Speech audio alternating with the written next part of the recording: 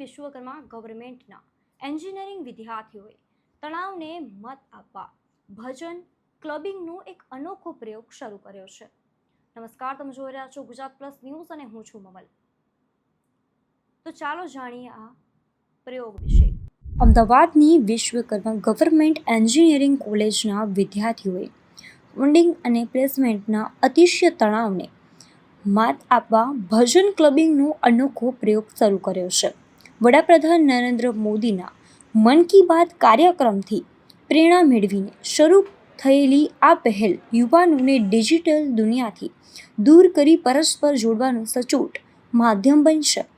તેનાથી વિદ્યાર્થીઓની એકાગ્રતા વધી રહી છે અને માતૃભાષા ગુજરાતી પ્રત્યેનો લગાવ દ્રઢ બન્યો છે। નવી શિક્ષણ નીતિના આદર્શોને સાર્થક કરતી આ પ્રવૃત્તિ ટેકનિકલ વિજ્ઞાનની સાથે માનસિક શાંતિ આપતો એક સુંદર સમન્વય છે।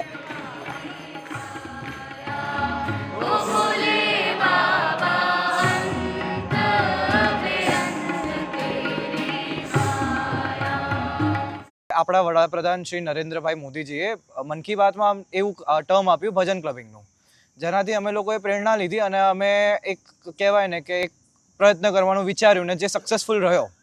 એનામાં બહુ બધા વિદ્યાર્થીઓ આવ્યા, બધા લોકોએ સારી રીતે એન્જોય બી કર્યું, બધા સારી રીતે ટાઈમ સ્પેન્ડ કરવા લાગ્યા અને ધીમે ધીમે અમને ફેમ મળવા લાગ્યો, બધા ખાસા બધા લોકો જોવા લાગ્યા, અમારી સાથે જોડાવા લાગ્યા।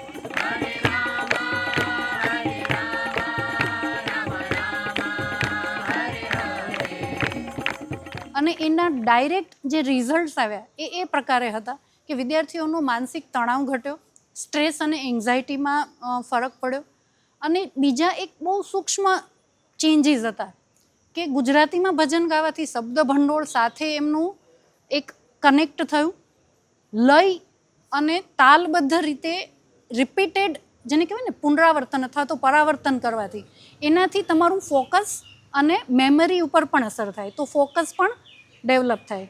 એ ઉપરાંત પ્રેક્ટિસ કરે, ગાય છે તો એની સાઈ ડિજિટલ ડિટોક્સ થયું, મોબાઈલથી થોડા દૂર થયા।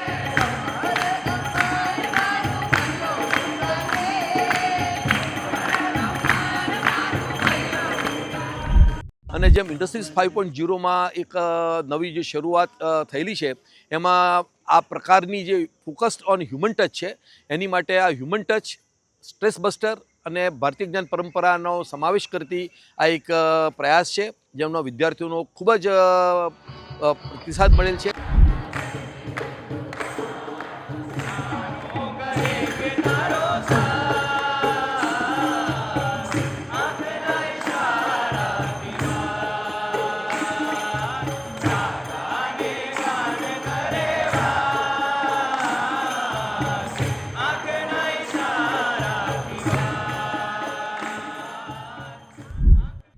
મામલે આપ શું વિચારો છો, કોમેન્ટ કરીને અમને જરૂરથી જણાવજો। અત્યાર માટે બસ આટલું જ। નમસ્કાર।